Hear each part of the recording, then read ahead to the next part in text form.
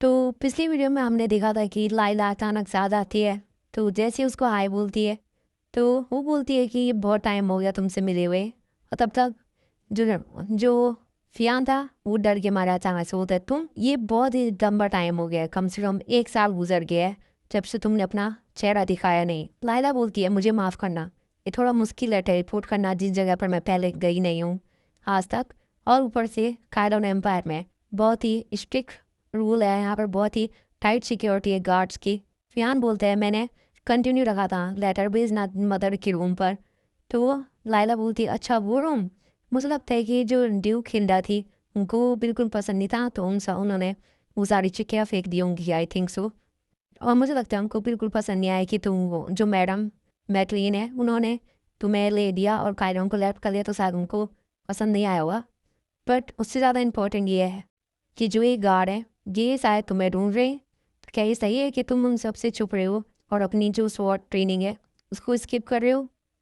तो क्या मैं ऐसा कर रहा हूँ? ऐसा नहीं है, बस मैं जिस तरीके से वो स्वॉर्ड्समैनशिप सिखाते हैं तो वो मुझे बिल्कुल भी पसंद नहीं है, वो मुझ पर सूट करता ही नहीं है। तो तभी तो मैंने बोला कि तुम एक्सक्यूज़ दे रहे हो। तो ऐसा क्या है जो तुम्हें बिल्कुल पसंद नहीं आ रहा है? तो काइलोन की ट्रेनिंग बहुत ही मुश्किल है, इसमें पहले रोलिंग करना होगा, फिर रनिंग करना होगा, फिर तुम मार खाते रहोगे जब तक तुमने अपने मास्टर को नहीं हराया।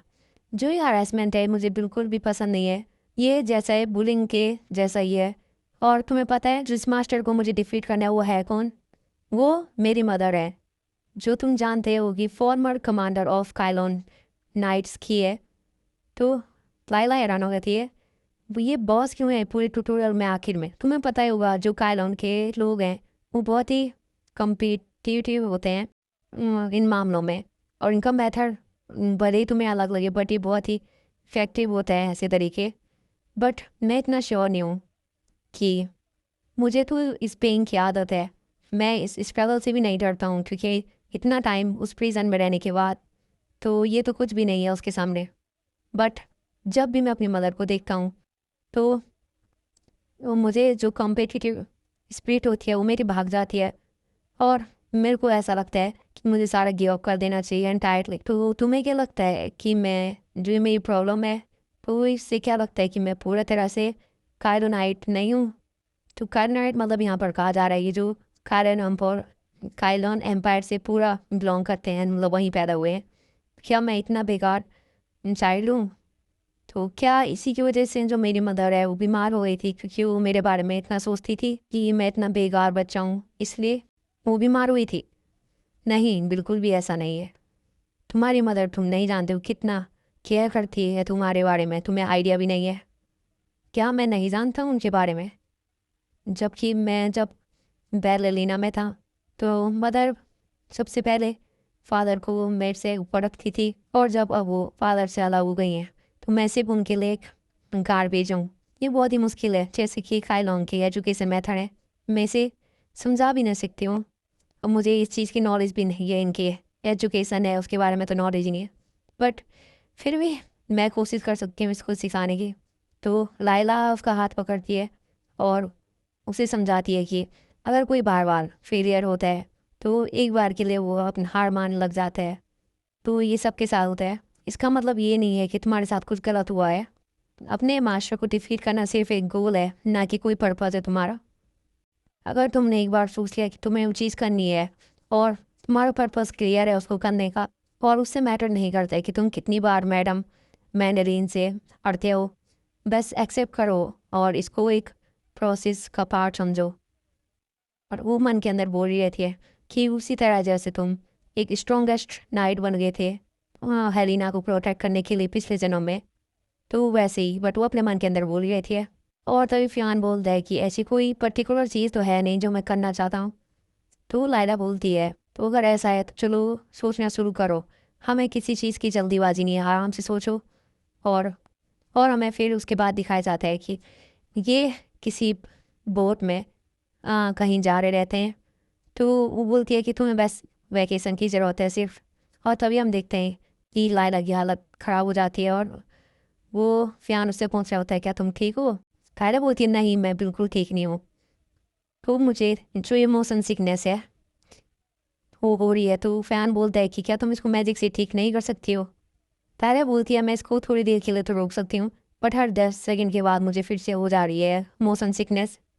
और उसको मोशन सिकनेस मतलब यहाँ पर उल्टी है, तो वो समझ गए ना। तो फियान बोलता है कि तुम्हें इतनी ट्रबल करने की क्या ज़रूरत थी, इससे अच्छा तुम अपना टेलीपोर्टेशन मैजिक यूज़ कर गए वहाँ चली जाती, सिप से जाने की ज़रूरत ही नहीं थी। तारा बोलती है मैंने तुम्हें पहले ही बताया जिस जगह पर मैं पहले गई नहीं हूँ, तो मेरे लिए मुश्किल है वहाँ पर जाना बिना पहले जगह चेक करे। अगर मैंने टेलीपोर्ट करना भी चाहा तो मैं ऐसी जगह पर टेलीपोर्ट हो जाऊंगी जहाँ पता नहीं क्या हो सकता है। मैं नदी के अंदर भी टेलीपोर्ट हो सकती हूँ, या मैं किसी अंडरग्राउंड जगह पर भी टेलीपोर्ट हो सकती हूँ जहाँ पर कोई रूम ना होगा और जहाँ पर मैं मूव भी नहीं कर सकती। तो फियान बोलते हैं अगर तुम्हें अरोरा को देखना ही था, जो कि वो बड़ी सी फिश या उसको वो लगती है वेल है, तो हम कैरेज भी दे सकते थे सिप के अलावा। तो लायला बोलती है वेल, तब फिर से उसको उल्टी हो जाती है, तो वो रेनबो में उल्टी कर रही रहती है, तो फिश फूड बना रही रहती है, शायद ऐसा लिखा है उसमें, पता नहीं। तब फियान बोलते हैं अगर इस रेट पे ऐसा हुआ तो हमें तो बहुत ही बड़ी प्रॉब्लम हो जाएगी, अगर ऐसी मोशन सिकनेस होती रही तुम्हें। तो अभी के लिए फ़िलहाल हमें जो सामने आइलैंड दिख रहा है उस पर हम रेस्ट कर लेते हैं थोड़ी देर के लिए।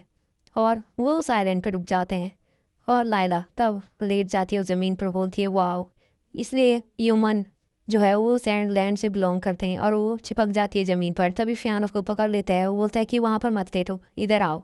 वो उसको अपनी पैर पर रख देता है उसका सर, वो बोलता है ग्राउंड बहुत ही हार्ड है, तो इसलिए तुम मेरे यहाँ पर पैर सर रख सकते हो जिससे तुम्हें हर्ट ना हो, अगर तुम्हें लेट नहीं है तो तुम यहाँ पर लेट जाओ। तो लाइला खुश हो जाती है और ऐसे ही चलता रहता है। तो बोलती है अगर तुम एम्बेरस होने वाले हो तो तुम्हें बस प्रिटेंड करना है कि किसी ने नोटिस नहीं किया है। मुझे नहीं पता था मेरा बाइस काइंड ही नहीं एडोरेबल भी है बहुत ज़्यादा। तो फियान बोलते हैं कि मेरे पास एक क्वेश्चन है, उन जो सिप है वो बिना सेलर के कैसे मूव कर रही है। तो लाइला बोलती है अच्छा उसके बारे में पूछो। तो अ, उसके पास एक डिवाइस है जो कि मैजिक स्टोन से काम करता है, उससे हम सिप को कोऑर्डिनेशन सेट करने के बाद वो अपने आप ही वहाँ पर पहुँच जाती है। तो क्या ये सही नहीं है?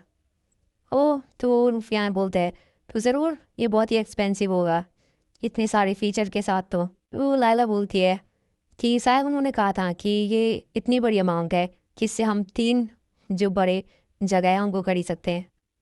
ओह, फिर भी पैसों को साइड करो, बट इसकी परफॉर्मेंस तो बहुत ही खतरनाक है, बहुत ही बढ़िया परफॉर्मेंस है इस बोट की। तभी मुझे याद लगता है कि जो बिजनेस इन्वॉल्व करते हैं मैरी स्टोन को वो बहुत ही फायदेमंद होते हैं। हाँ, ये सही बात बोल रहे हो तुम। तो पिछले नोवेल में लाया को याद आता है कि मैरी स्टोन बूम की वजह से पिछली बार एलिना ने एक फॉर्चून जंपिंग कर लिया था मैजिक स्टोन में, उसने एक ही बहुत बड़ा बिजनेस खड़ा कर लिया था। बट मुझे कोई फ़र्क नहीं पड़ता इस बार, क्योंकि मेरे पास एक टन ऑफ मनी है जो मैं क्रिएट कर सकती हूँ। तो अब जब मेरा पेट शांत हो गया है तो मैं अब यहाँ पर बैठ कर सीनरी देख सकती हूँ। बाय द वे कौन सा आइलैंड है तुम बता सकते हो? तो बोलते हैं मुझे नहीं पता, ये मैप में तो दिखाई नहीं रहा है। तो तभी वहाँ पर किसी को आवाज़ आती है, कोई बोला होता है रुक जाओ उसको पकड़ लो। तो कभी वो गैस करते हैं क्या इस डेजर्ट पे सिर्फ हम लोग नहीं हैं और कोई भी गैस में। तभी एक लड़का दौड़ते हुए दिखाई देता है क्योंकि किसी से भाग रहा रहता है और उसके पीछे कुछ गुंडे पीछे पर रखे रहते हैं। तो उसको रोकने के लिए बोलते हैं, तब तक वो भाग रहा रहता है, तब उसको वो पकड़ लेते हैं और बोल रहे थे कहाँ जा रहा था तू, अब हमारे हाथ आ गया तू, तुम्हारे पास इतनी हिम्मत कैसे आई, तुम्हें पता भी है तुम बहुत मार खाने वाले हो, तुम इतने मूर्ख हो, तुम्हें लगता है कि तुम इस आयरन से हमसे भाग सकते हो। तो तभी लायला और वो उसको देख रहे रहते हैं, तुम बस एक मछली के चारे की तरह प्रयोग होने वाले हो। तो तभी वो बात कर रहे थे, ये लगता है कि शायद इसको पकड़ लिया है, तो क्या हमें इसकी मदद करनी चाहिए? रुफियान बोलता है वेट अ सेकेंड, रुक जाओ, क्या पता वो कोई क्रिमिनल हो और हम उसकी मदद कर दें। हाँ, लायला बोलती ये भी सही हो सकता है। बट तभी वो एक पंच उस लड़के पे मारते हैं और पेड़ पे जाके टकर जाता है। तो वो बोलते हैं तुम्हारे पास कोई एटीट्यूड प्रॉब्लम है, तुम्हारी ये क्रिया भी बाहर निकालते हैं हम। तभी उसको एक मुक्का और मारते हैं और उसके पेट में मुक्का मारते हैं और उसको फेंक देते हैं, तो गिर के दूर जाता है। तो तुम्हें क्या लगता है अच्छे कपड़े और उस पियानो को बजाने से तुम वापस से नोबल बन जाओगे? जब तुम स्लेव हो तो स्लेव की तरह एक्ट करो। तभी उसके मुंह से खून निकलता रहता है और वो हाँफड़ा रहता है। नायला को तो भी याद आता है, अरे ये तो वही लड़का है जो कि वहाँ पियानो बजा रहा था नोवेल में, अब मुझे इन सबको सबक सिखाना ही पड़ेगा। लायला खड़ी उठती है और फैन बोलता है क्या कर रही हो? तब तक वहाँ पर फाइट में लायला आ जाती है। तो तभी वहाँ के जो गुंडे होते हैं वो बोलते हैं तो ये किड कौन से हैं उनको कौन लाया यहाँ पर? तो उनका जो साथी होता है बोलता है हमें नहीं लगता है हमारे साथ आए हैं, यहाँ पर चल क्या रहा है? लायला बोलती है कि मैं तुम्हारी चिंता कर रही हूँ, अगर तुम उसको छोड़ देते हो तो मैं तुम्हें छोड़ दूंगी। अगर तुम्हें स्लेव भी चाहिए तो तुम्हें एक इनोसेंट पर्सन को परेशान नहीं करना चाहिए। क्या अब इसने मुझे क्या बोला? वहाँ का गुंडा जो होता है वो बोलता है इस लड़की को सबक सिखाना ही पड़ेगा, तो मुझे इसको कुछ मैनर सिखाने होंगे। तभी वो उसका पैर पकड़ लेता है, बोलता है उसको मत मारो वो लड़का, बट वो उसको लात मार देता है। वो बोलता है कि साइड हट जा। तभी तभी उसका साथी बोलता है जिरन के कपड़े तू देखो, ये तो बहुत ही हाई क्वालिटी के कपड़े पहने और ज्वेलरी भी पहनी है, हमें इस लड़की से बहुत कुछ मिल सकता है। तू जैसे हाथ बढ़ाने वाला होता है, इसके सामने फियान आ जाता है और उसका हाथ झटका तो बोलता है कि उसको टच यू मत करो। तब तक जो गुंडा रहता है वो उसको एक सेपरेट टपरी मारता है और वो गिर जाता है। तभी लाइला फियान नाम देती है और वो गिर जाता है उस लड़का। तो बोलती है तुमने कैसे डेयर किया, हमने मेरे बाइस को छूने की कोशिश कैसे करी? तभी लाइला गुस्सा हो जाती है। तो लाइला गुस्से में बोलती है कि अपने हाथ हटाओ मेरे बाइस से। तभी वो हाथ में अपना एक पावर का गोला बनाती है हवा का, जो कि उस पे जाके लगता है और सीधा पेड़ पे जाके टकरा जाता है और वहाँ पेड़ पर भी एक गड्ढा हो जाता है। यहाँ पर चल क्या रहा है वो मास्टर समझ नहीं पाता है यहाँ पर हो क्या रहा है। तो तभी लाइला इन सब के बारे में सोचती है और एक और पावर का अटैक तैयार करती है जो कि इन सबको हवा में उड़ा देता है। और वो सब सोचते रह जाते हैं यहाँ हो क्या रहा है। वो मदद मांग रहे रहते हैं, उसको बोलते तुम लिटिल चुड़ैल हमको जल्दी से नीचे रख दो। तो बोलती है अच्छा तुम्हारी मर्जी। तो उनको नीचे गिरा देती है और वो हवा से नीचे गिर जाते हैं और उनकी हालत ख़राब हो जाती है और वो सब पिट जाते हैं। तो वो लड़का सोच रहा था ये इस दुनिया में हो क्या रहा है और ये लड़की है कौन। तभी वो फ़ियान को बोली थी फ़ियान तुम ठीक हो? वो बोलते हाँ मैं ठीक हूँ, मेरे बारे में चिंता करने की ज़रूरत नहीं है। ओके तो तुमने देखा मैंने उन सबको कैसे हराया। तो फ़ियान को बोल के तुम्हें उनसे लड़ने की ज़रूरत नहीं है क्योंकि मैं इन सब का ध्यान अपने आप रखती हूँ। तो तब तक फ़ियान पता नहीं क्यों दुखी हो जाता है और राइट तभी उसको याद आता है कि वो कहाँ गया वो पियानिस्ट लड़का। तो वो बोलती है क्या तुम मेरे बारे में वो बात कर रही हो? यस मैंने तुम्हें ज्वेलरी शॉप में देखा था नोवेल में, मुझे याद है कि तुम वहाँ पर पियानो बजा रहे थे। तभी वो अपना हीलिंग मैजिक यूज़ करती है और उसकी सारी जो चोटें थी उसको ठीक कर देती है। तो अब तुम्हें कैसा लग रहा है, क्या तुम्हारी सारी जो चोटें थी वो रिकवर हो गई है? तो वो बोलते हैं धन्यवाद तुम्हारा। तो अब मुझे इन सब पर क्या करना चाहिए? तो तुम क्या मुझसे पूछ रही हो? यस क्योंकि तुम इन सब के विक्टिम थे तो मैं और किससे पूछ सकती हूँ? मुझे बेच दिया गया था मेरी फैमिली के द्वारा क्योंकि उन पर बहुत ही कर्जा था। तो मुझे नहीं लगता है तुम्हें मुझे विक्टिम की तरह देखना चाहिए। क्या ऐसी बात है? तुम मुझे बता रहे हो कि ये सब नॉर्मल है जस्ट बिकॉज कि तुम स्लेव हो? तो वो कुछ बोलता नहीं है। तभी दाला बोलती है कि इससे मुझे बिल्कुल पसंद नहीं है जो सोसाइटी की थिंकिंग है, बहुत ही डरा देने वाली है। सीरियसली यार मैं इस जगह की कभी भी वो नहीं हो सकती हूँ आदि कि मुझे बिल्कुल पसंद नहीं है ये जगह। तो तभी वो लड़का बोलता है मुझे पता है कि जो स्लेवरी है वो लीगल इस आयरलैंड पे, बट मुझे नहीं लगता है कि ये कोई अच्छी चीज़ है और ये लॉ के खिलाफ भी है। तो लाइला बोलती है हाँ ये मेरा भी बिलीफ है कि अगर ये चीज़ें नहीं होगी तो ये दुनिया और बेचे सकती है। तो क्या मुझे इन इंसानों के हाथ पैर तोड़ देने चाहिए और जिन्होंने बहुत ही बच्चों को पकड़ के रखा था? मैं तुमसे दोबारा पूछना चाहती हूँ तुम क्या करना चाहते हो इनका? तो अभी भी वो कुछ नहीं बोला रहता है, वो अलग ही सदमे में रहता है, सो कुछ अलग ही दुनिया दिखाई देती है। वो बोल ही रहा होता है कि मेरे जैसे बहुत सारे लोग हैं जिनको इन्होंने बेचा है, उन बच्चों को किडनैप किया है, अब्यूज़ किया है, फोर्स किया है, उनको लेबर की तरह काम कराया है। बट इतना ही नहीं है, उन्होंने हमको बहुत ही ज़्यादा ह्यूमिलेट किया है और इतना ही काफ़ी नहीं था तो उन्होंने हमको एक खिलौने की तरह ट्रीट कराया है। किसके लिए? जो नोबल्स वुमेन होती हैं उनके लिए हमने वर्कर का काम किया है। तुम्हें पता ही हुआ किस चीज़ की बात हो रही है। अगर तुम मुझे पूछोगे मुझे क्या चाहिए इनसे, तो मैं चाहता हूँ कि ये भी वही चीज़ एक्सपीरियंस करें क्योंकि बहुत ही पेनफुल डेथ इमेजिन कर सकते हैं जो। तभी वो उसकी आँख खुलती है और उनको रस्सियों से बांधा रहता है और वहाँ पूरी जगह आग जलाई रहती है जंगल में और उनको छोड़ के चले जाते हैं। तो अब हमें बस डिसाइड आते हैं जो वो जंगल जल रहा है वो दूर से अपनी बोट से देखते हैं जाते हुए, वहाँ आग लगी रहती है और वो लड़का देख रहा रहता है उनको।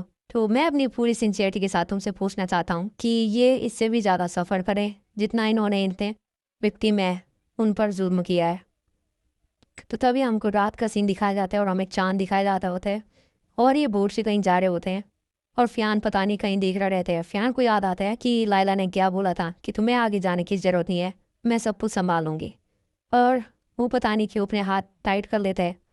तभी पीछे से लाइला उड़ते हुए आती है। तुम यहाँ पर क्या वो अपसाइड डाउन प्लेट रखी हो? तो वो बोलती है कि मुझे अभी भी मोशन सिकनेस हो रही है। एनीवे क्या तुम भूखे हो? क्या तुम्हें कुछ खाने के लिए चाहिए? और हाँ फ़ियान बोलते हैं नहीं मैं ठीक हूँ, घबराते हुए बोलते हो। तभी वो लड़का बोलता है मुझे अब याद आया कि मेरे पास उतना अच्छा चांस नहीं था, तो मैं वो अपने आप को इंट्रोड्यूस करता हूँ। मेरा नाम है फिलिप, मैं तुम्हारा थैंक यू करना चाहता हूँ तो तुमने अपनी लाइफ को रिस्क में डालकर मेरी जान बचाई और मुझे इस पर आई। तो तुम्हारे पास एक कॉमनर के मैनर नहीं है, तो क्या तुम एक नोबल हो?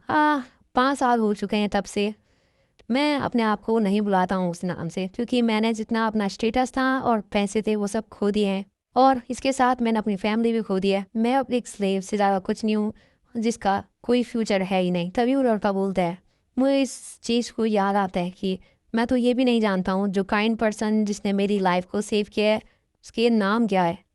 तो क्या तुम अगर परेशान नहीं होगी तो क्या तुम मुझे अपना नाम बता सकती हो माई लेडी? तो ये माई लेडी सुनकर बोलती है ज़्यादा ही नोबल वाली चीज़ हो गई है, मैं ऐसा कुछ भी नहीं हूँ, मेंशन नहीं करूँगी, बट ऑब्वियसली तुम मुझसे बड़े हो फिलिप, तो तुम्हें इतना पोलाइट होने की ज़रूरत नहीं है, तुम बस रिलैक्स हो सकते हो। तभी पीछे से जो फ़ियान था वो देख रहा रहता है, तो वो बोलता है कि मुझे किस नाम से तुमको बुलाना चाहिए माई लेडी? तो वो सोच रही होती है लाइला, और फ़ियान भी उधर देख ही रहा होता है। तो तभी लाइला बोलती है जैसे जैसे तुम मुझे वो कुछ बोल ही रही होती है कि कहानी सुना रहती है। मैंने जैसे पहले बोला तो मैं मून से भी ज़्यादा शार्प हूँ, इस लाइका स्पेयर यानी क्या बकवास कर रही थी है। तो मैं जो फेरी क्वीन है उसको सर्व करती हूँ, तो तुम मुझे फेरी बुला सकते हो। ये बहुत ही कहानी रहती है, बहुत ही बकवास सी। तो बोलती है बहुत ही पास पहुँच गई थी, फ़ियान कहीं मेरा नाम सुन ना लेता। तो वो बोलते हैं अच्छा ठीक है मैं देख रहा हूँ तुम मिस फेरी, तो मैं अपना आपको ग्रेटिट्यूड देना चाहता हूँ क्योंकि आज आपने मेरी जान बचाई है।